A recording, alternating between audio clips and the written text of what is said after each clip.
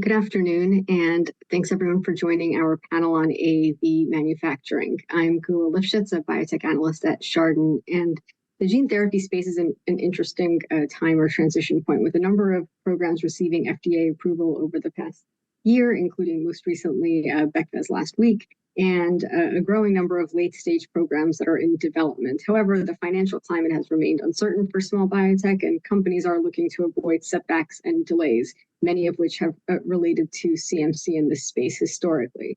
So in this panel, we'll talk about the state of AAV gene therapy manufacturing, the challenges, innovations, and the other key issues in the space that are facing the companies. So today with us on the panel, we have from Kriya, Britt Petty, Chief Manufacturing Officer, and from REGENXBIO, Craig Malzahn, SVP Technical Operations. And the format for the session is a roughly 35 to 45 minutes panel discussion. And if any of our audience attendees have questions during the session, feel free to type them into the question box and we'll try to ask them on your behalf.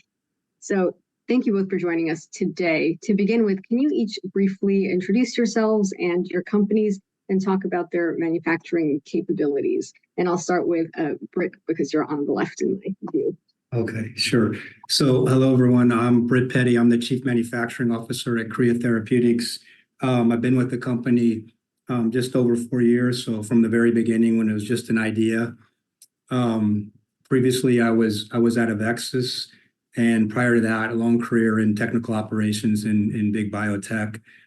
At Kriya, our manufacturing capabilities are really built upon the macro strategy of the company. Kriya is a gene therapy company attacking prevalent diseases and larger patient populations. So in building our internal capabilities, we really put proportionally more emphasis on CMC capabilities from the very beginning. We have a 51,000 square foot GMP facility here in Research Triangle Park in North Carolina. It's fully integrated capabilities from early research all the way through manufacturing into drug product filling. We have a large scale bioreactor scale from 50 liter all the way to 3,000 liter. And our platform process utilizes, it's a scalable process and utilizes downstream chromatography techniques for purification. Great. Cool. Craig? Yeah, Craig Malzahn here, SVP of Tech Ops. So that's manufacturing, sort of process development, supply chain engineering. I've also been with REGENXBIO for about 4 years now, just started just prior to COVID. Prior to that, I led one of GSK's large-scale biopharma manufacturing sites. So spent a lot of time in MABs, and prior to that, about 10 years in vaccine manufacturing. A little bit on REGENXBIO. It's a company that's founded in 2009 out of IP from UPenn. Really the first 5-6 years of the company, small team focused on sub-licensing that IP. In 2015, we started our own drug development, and that's when our CMC capability build started as well. And, for about 7 years, we primarily outsourced manufacturing. Today, we've got 2 programs that are in late stage, pivotal, hopefully headed towards BLAs in the next couple of years, and a third program where we're hoping to move to pivotal fairly shortly. So pretty mature pipeline, a number of research programs as well. We've now, during COVID, we constructed our GMP facility, our in-house manufacturing facility. We've got 2 drug substance production trains. We also have a fill finish area, and the facility is designed to meet clinical needs as well as meet global commercial requirements. From a scale standpoint, we operate in our GMP space anywhere from 500 to 2,000 liter scale bioreactors. Great. So with those overviews, maybe to frame the discussion, I'd like to understand how each of you would characterize the state of gene therapy manufacturing today. Have, again, as I said in my little intro before, there's been setbacks in the past. There's a lot of programs that are in late stage development now. There's a number of programs in early stage that have been entering the clinic. Where are we in terms of figuring out the process? Have we kind of ironed out the kinks here, or is there continued challenges that we're facing? And maybe we can start with Craig and then go to Britt. Sure. I think the industry's come a long, long way in the last 10 years, certainly around AAV manufacturing, where we all started with very academic lab scale processes, highly manual, low yielding, really hard, difficult to scale up. I would say a lot of companies have now transitioned to suspension-based manufacturing. I would say mostly on HEK platforms, but of course there's some VE, SF9 platforms, a few others out there as well. So the production systems are coming along quite nicely, but we're still relatively immature. So there's a lot to learn, a lot of experiences to gain. We tend not to make in this industry a ton of batches, so that somewhat limits us, just given the fact that it's single dose type of strategy per patient. You don't often need to make a lot of batches, and I think the analytical methods have also come a long way. It's really important that along with the manufacturing processes, the analytical methods are coming along just as well. Still good bit there that needs to be optimized yet and explored. Mm-hmm. Britt. Yeah, I mean, I think Craig hit spot on. I step back and I see the industry really in a pursuit of optimization. How pure is the thing that we made, and the relationship between purity and yield. And I think the industry is having to come to grips to some extent with standard definitions of what we call these things, and needing to get to the point where we come to grips with where we can talk about these things in terms of standard units of capacity that you can then fit to particular product. Being able to talk about productivity and yield in a common way across the industry, I think is something everybody's working on. We need to really harmonize our view of that, have an ontology for capacity and productivity, or some agreed on metrics that sort of harmonize a view across the industry. And I think, to me, that pursuit of optimization really starts with, it's got to tie back to the macro strategy at each company, and, what are the weaknesses in the existing or the early processes that you want to attack? Is it in terms of productivity? Is it volume?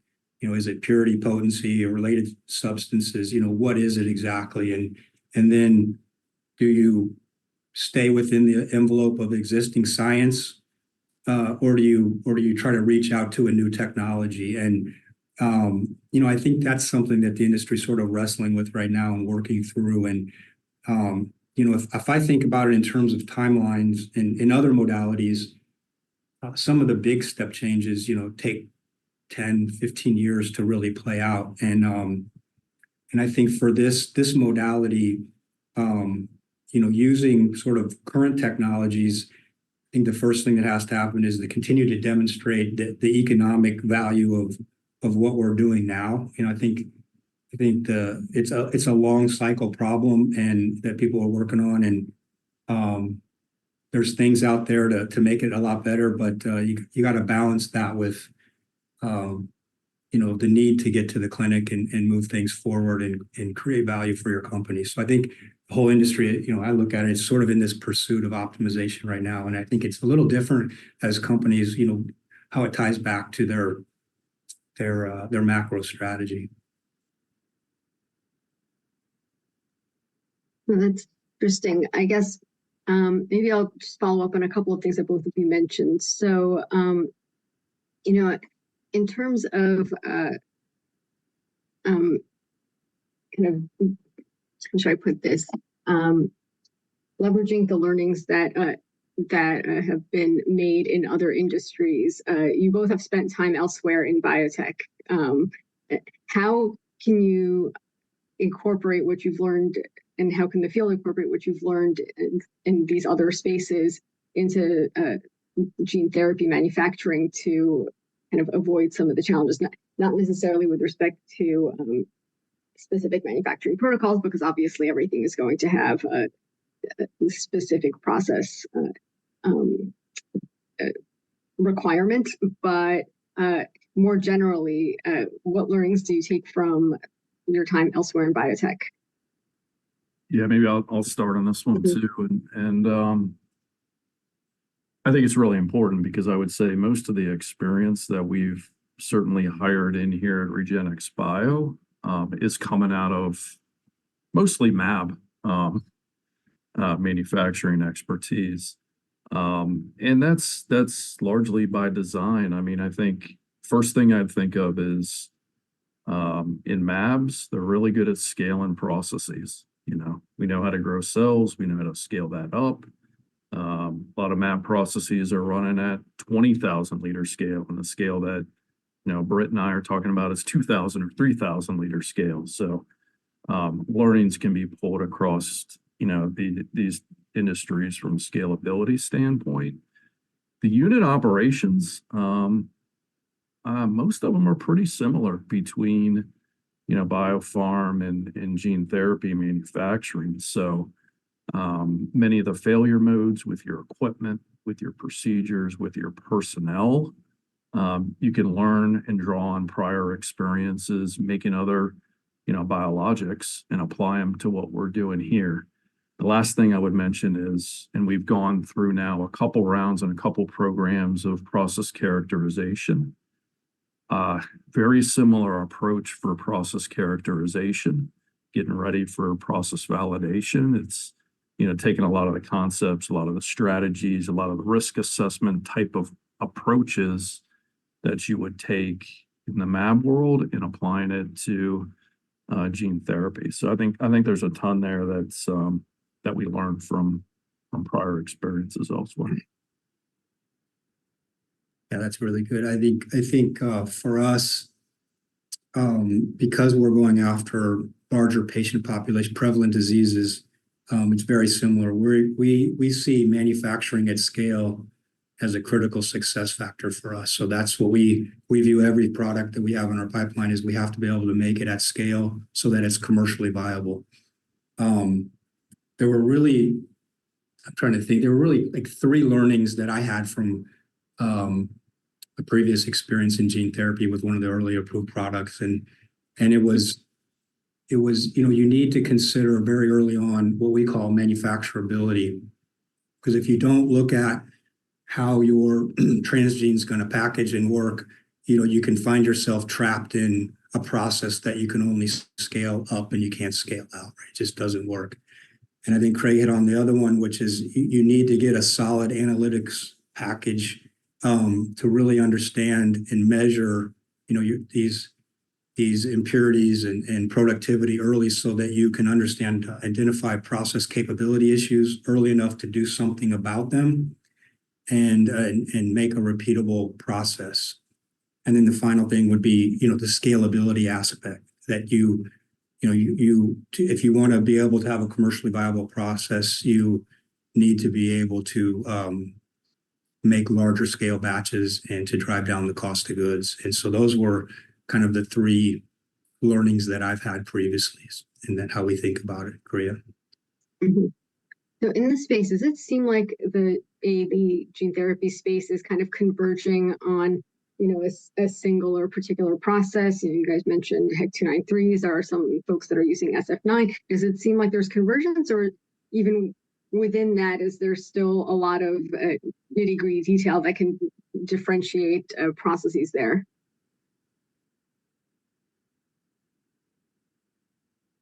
You want to take that Whichever one? of you. Yeah, I mean, Yeah, it does seem to me, my competitive intelligence by no means is perfect. I think this segment of the industry is still in its early days, and it's not an especially collaborative group. There's a lot of this is my stuff, and it's all secret approaches kind of going on here, and I understand that, but it does seem like there's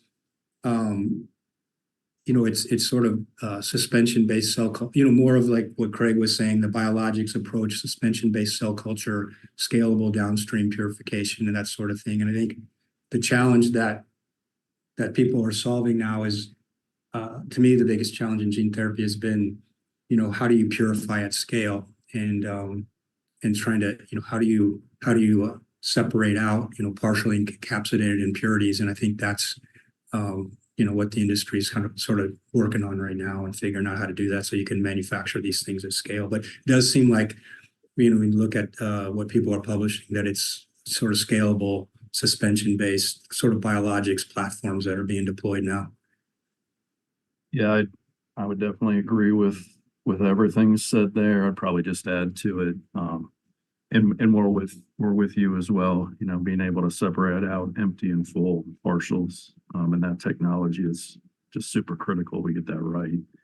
The other one, as we scale up, that I think many of us have run into challenges with, if you're doing triple transfection processes, that type of thing, scaling that to 500 and 2,000 liter scale. I think we're learning that. We're figuring that out. I think we've had some good success, but there's still a lot to be solved there from an engineering, science, and certainly an optimization standpoint to get us the most out of these cells as we can from a capsid and a full capsid standpoint. So companies often talk about manufacturing platform, having a manufacturing platform. So in practice, what does that mean from your perspective? How much gets standardized? How much optimization needs to be done for each new product? And what does that mean from a regulatory standpoint? You can start with Craig. Okay, yeah. I mean, we love talking about our platform. The first thing I will say is our platform has evolved tremendously over the last 5, 6, 7 years.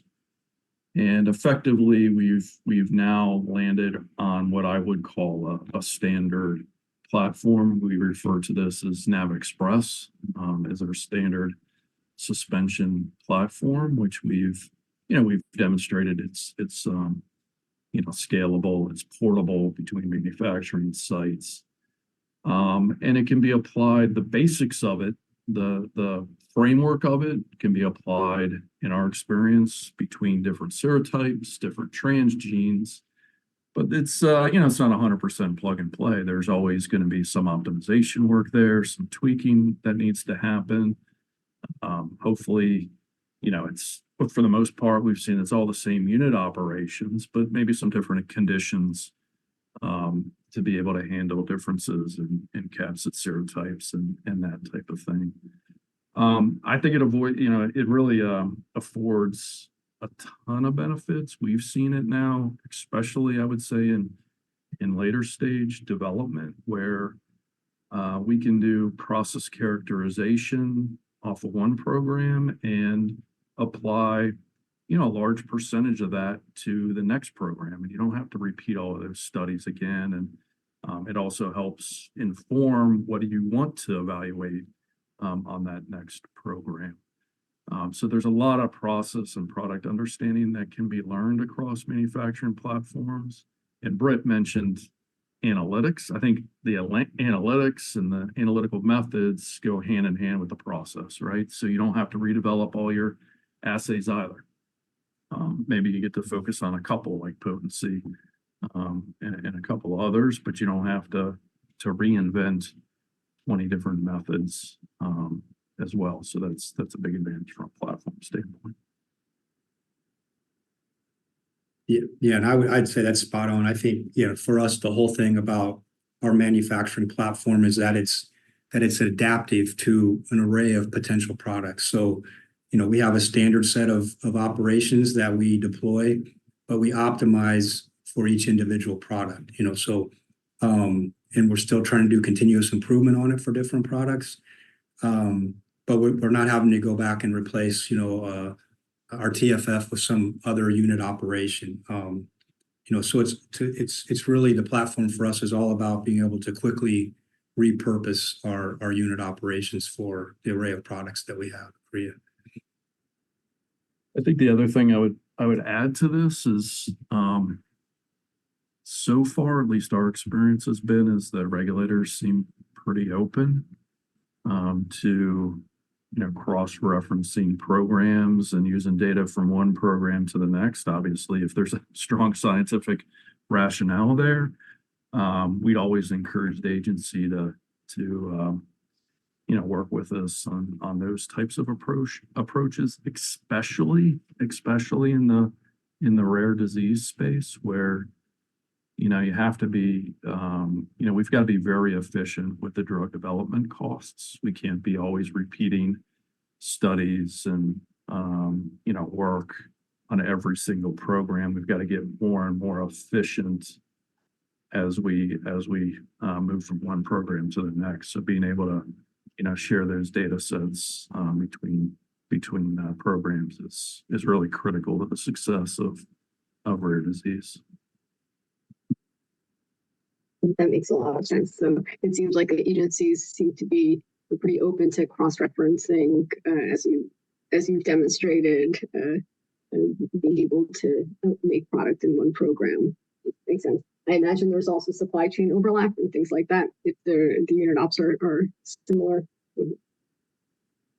Yeah, absolutely. I mean, having essentially a standard raw material kit or component kit, or 90% of your materials can apply from one program to the next. It's lower inventory costs. It's fewer vendors you have to manage.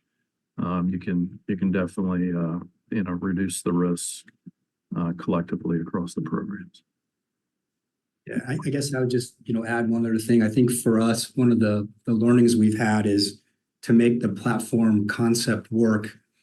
There's this teamwork between research and product development and early manufacturing that has to be connected and synergized. I mean, research has to know why we're asking them to make things a certain way, so that we're not flailing away just looking to make it a custom process for every new product, that they know what the strike zone is that they're pitching to. And I think that understanding and collaboration early with our colleagues in research is really critical has been for us really critical to make the platform concept work. Otherwise, you're just catching whatever they throw over the wall to you, and you can end up with all these bespoke processes, and every time trying to customize and figure out how you do all this stuff. And that is a really important aspect of our workflow at Korea.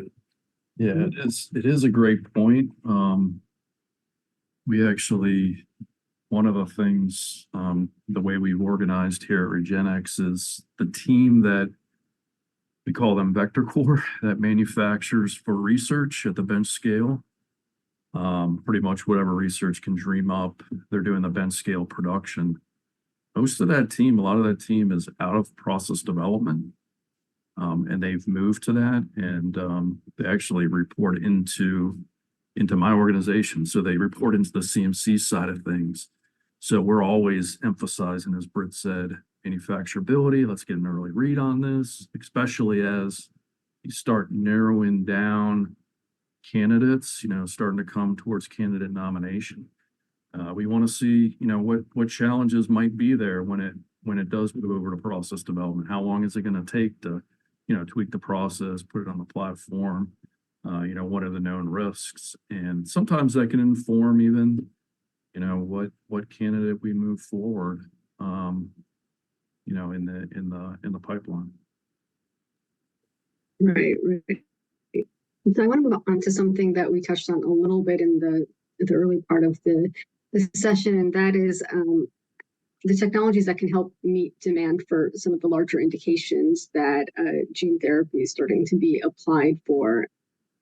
Maybe you can talk about things that you're excited about that might improve yield or ways to reduce COGS, which again is top of mind for many in the space. And so, yeah, can start with.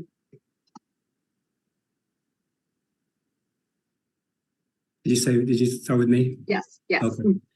Yeah, I think there were a couple levers that we went after, going after these prevalent large patient population diseases. Early on, it was a must-have that whatever we do has to be scalable, right? So that was one lever that really drives productivity and drives down cost of goods, is being able to scale this to large-scale bioreactors. The second piece was really the downstream purification. How do we get those yields in purification from where they were a few years ago in the 20s, maybe 30%, and trying to get those up to 40 or above 40% downstream purification. And then I think the third thing is really on the packaging efficiency and really understanding that early in research, where you're building in kind of the old concept of quality by design in biologics, that you start with I think it's just a really simple assertion, right? That the best way not to have this challenge in trying to purify out these partially encapsulated impurities is to not make them in the first place. And I think we focused on really those three levers that are driving us to, we believe, commercially viable therapies for large patient indications. Yeah, I would say certainly similar. Probably again, like Brett mentioned, the first one definitely getting to a suspension-based scalable platform with stirred tank bioreactors. I would say our next target, and where we've seen some significant productivity gains, is really around better clonal selection and engineered cell lines, so that we're making more capsid per cell. Getting to those higher producing clones has been had a really big impact on what we're able to produce, and then coupled with optimizing our plasmids. So like I mentioned before, we run a triple transfection plasmid system. We've done a lot of work around evaluating optimization of those plasmids, the right ratios and transfection, but also in the plasmid design. And we've seen large productivity gains come from that as well. Got it. Makes sense. So you mentioned a little bit regarding regulators' perception of platforms and allowing you to potentially cross-reference different products as you move down your pipeline. But in general, obviously, CMC has been a source of regulatory setbacks in the cell and gene therapy space for quite a while. Your companies are in different stages of development. But from each of your perspectives, how clear are the regulatory expectations regarding CMC? Let's start with Craig. They could always be clear, right? I think we'll never fully accept where they're at. I think acknowledging, haven't been in the field really just for 4 years. I've seen a lot of progress over 4 years of clarifying expectations. I think in particular, Peter Marks has been a fantastic advocate for the industry, kind of pushing the envelope on different approaches, recognizing, some of the challenges we face, again, in particular in rare disease, but in gene therapy in general. We certainly give the agency feedback on trying to help further sort of clarify expectations. I think one of the examples of that is, I think from our perspective, maybe far too often in the CMC space, cell and gene therapy gets intermingled in some of the regulations. I think I think gene therapy manufacturing is actually probably more similar to mAb manufacturing than cell therapy. So I think some clarity there around what what expectations apply for gene therapy and what are more specific to cell therapy would be really, really helpful. Being in Rockville, Maryland, actually, it's kind of a nice thing. We've actually been able to host a couple times now FDA educational sessions to bring them over to the manufacturing facility, kind of describe our challenges. Nothing specific to a product or a program, but just in general. Take them through the facility. They get the experience sort of the GMP environment, having a gown up, go through that. I think it's been a good way for us to kind of build a relationship there, and maybe they get a different perspective on, what it takes to make a GMP product.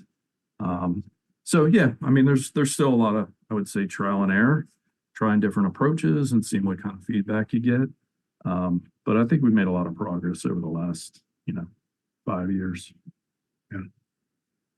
Yeah, this segment of the industry is certainly not completely mature by any means. So it would stand to reason that the regulatory authorities' understanding of this set of therapies is evolving, and the regulatory trajectory is sort of increasing, and you have to be thinking out in front of that. So I think what has to happen here is, we have to learn together. We should be looking for opportunities for dialogue about, here's what we've learned around this product. Here's what we think it needs. What questions do you have? As opposed to a contest about who the biggest expert is. It has to be a partnership, and we want these therapies to succeed, and they do too, because patients are waiting for them. So I think that partnership aspect is going to be key to getting there.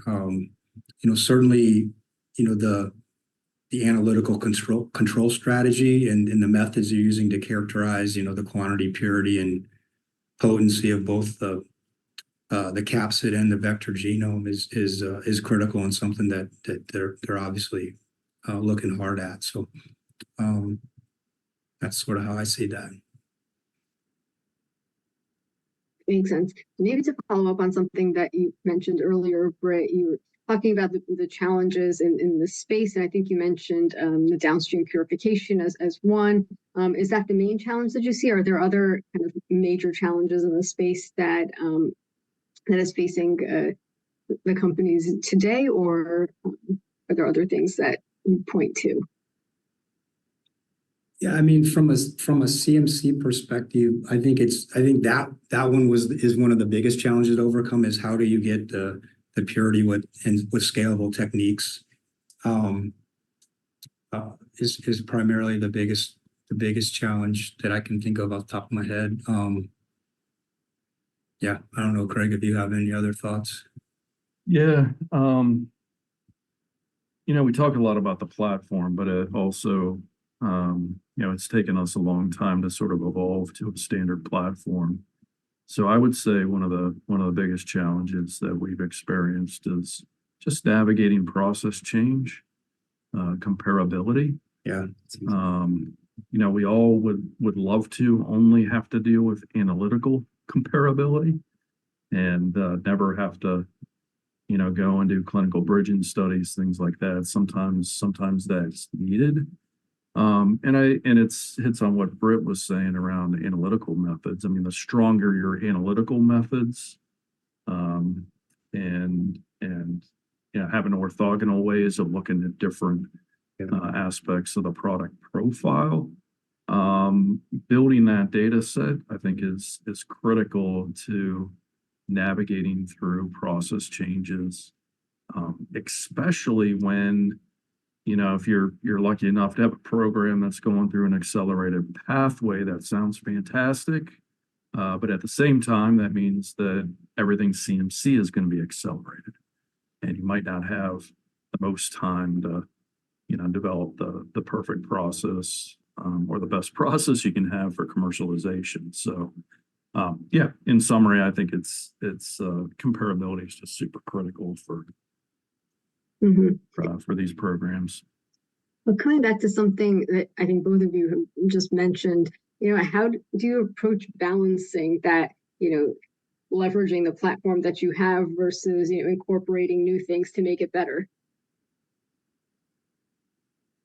Yeah, I'll jump on Frank, that you can start. one. I think it's a program specific type of decision. It sounds like Britt's team there, they're mostly focused on large market indications. We have a mix. We have some large market indications. We have some rare disease indications. And we also have different therapeutic areas, some in ocular, some in central nervous system, some in muscle, which really dictates how much vector you need to dose. So if you're dosing into the eye, it's not much vector. So in that case, driving productivity up might not be a huge priority because you can make a lot of doses in a 500-liter bioreactor. Whereas if you have a muscle indication, it's a large dose per patient. And it might be super critical that you're focusing on driving productivity up, improving your upstream titers, improving your purification yields, just to get to a commercially viable cost of goods for a program like that. So I think those are the types of things we think about of, where do we balance going after a new innovation versus what we have today is good enough for a certain program. Yeah, and I think it was a really good thought on the comparability, and what we try to do to mitigate that risk is get to scale early and run our non-clinical studies as close to commercial scale as we can, depending on the program timelines and things. So we try to get there quickly in our platform, and as I was saying earlier, I think the early work we do with research, we're finding that if they can pitch to the strike zone of our platform, we're having a lot of success scaling up quickly, which allows us to get to scale for clinical material for test in humans very quickly to try to avoid trying to throw in process changes later that can jam you up. Mm-hmm. That makes sense. So, Craig, I think earlier you mentioned, what it might take to get to commercially viable COGS. How are you approaching what that means? And that's a question for both of you. Either one of you can jump in. So, what are reasonable COGS aspirations here? And obviously, I assume that's going to be program specific as well. Yeah, it is. We look at that very early on. We look at it, even in the candidate nomination phase, just to say, okay, are we in the right ballpark? Or is there going to need to be a significant investment in the manufacturing process such that we have a cost of goods that is commercially viable? So I think making sure that we go in with our eyes wide open very, very early on, and that can help dictate, how much time we're going to need to move this through, how much time we need with the process development team to get there. I'll say at this point, our platform, we've taken it to the point where we feel like there shouldn't be any constraints from what we see. We think we're in a good place, and there's only opportunities to further improve it. I can say 4 or 5 years ago that wasn't the case. That we did have some manufacturing processes that were going to be very difficult to bring to the commercial market. But today, I think we feel great about even our late stage programs where they are, and certainly the new ones that are coming through the pipeline. Yeah, that's the same here. I think we look at COGS very early and to understand, is this going to be even commercially viable or not? Can you make it? Especially for, we're in one of our portfolio products is type 1 diabetes, and there's already a standard of care out there. So we have to be able to get these at price points that these things can be commercially viable. So, I think for what we're doing in our models that we're very well positioned to be best in class in some of these COGS in the industry for gene therapy. And to throw out a number, we think about trying to be in the $10,000 a dose. And there's a ton of variables that go into these models, all the way from what the dose is to, the scale, all those type of things. So, but that's how we look really hard at that. It makes sense. So it does sound like the field has evolved quite a bit, even over the last 4 or 5 years. So looking 5 years into the future, what do you think it's going to look like? We can start with you. Yeah, I think this thing, the industry is going to continue to evolve and get better and better. And I think the collaboration across companies and with the regulatory industries can continue to get better. And there's going to be sharing and learnings across the industry. And to me, it's going to follow the biologics model that Craig mentioned earlier. I think we're going to continue to see productivity and yields and purity, and these things continue to get better. And I think we're going to see a lot of gene therapies get approved in the next, 5 to 10 years. And, I really see it following that biologics modality model. Yeah, I would just add to that. My dream here is to get CMC off of critical path and stay that way. And I think we can be there in 5 years for sure. Doesn't sound like much, but it's really important that we're able to be reliable with our manufacturing processes, even from a very early stage. And as Britt said earlier, if you could start your phase 1 studies with a close to your commercial scale or at your commercial scale with your commercial process, it's a huge de-risker. You really de-risk the development pathway. And I don't see any reason why, we can't be there within the next 5 years across the board.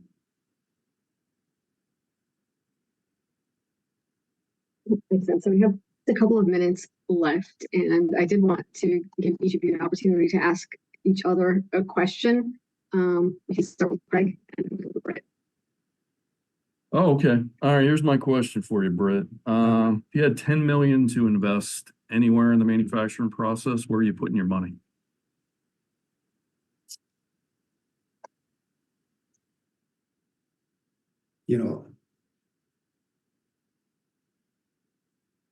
I think I'm putting it in, back in the molecular biology and the vector design. I think really working there to, understand what are the correlating factors are that really drive not just the protein expression of your therapeutic molecule, but understanding in the transgene design what are the levers you can pull to really improve the manufacturability of it. And I think instead of just trying to purify out all these impurities and come up with bespoke processes and technologies, if you can really understand what levers to pull and really correlate those back to different aspects in the molecular biology, I think it could really be a game changer for the modality. Good question. Britt, your turn. Yeah, I think, just thinking about what Craig was talking about earlier and RegenXBio's transition from, I guess, utilizing, third-party laboratories and manufacturing capabilities to the investment in CMC capabilities in-house.